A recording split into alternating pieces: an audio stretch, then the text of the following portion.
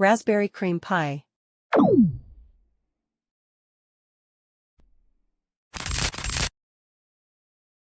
Ingredients: 1 pre-baked pie crust, 2 cups fresh raspberries, 1 cup heavy cream, 1 cup powdered sugar, 8-ounce cream cheese, softened, 1 teaspoon vanilla extract.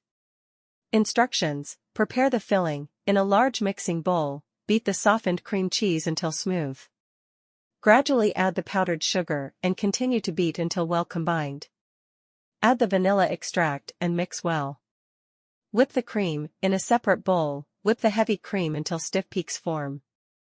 Gently fold the whipped cream into the cream cheese mixture until fully incorporated. Assemble the pie. Spread a layer of the cream mixture evenly over the bottom of the pre-baked pie crust. Arrange the fresh raspberries on top of the cream layer. Spread the remaining cream mixture over the raspberries, covering them completely. Chill, refrigerate the pie for at least 4 hours, or until set.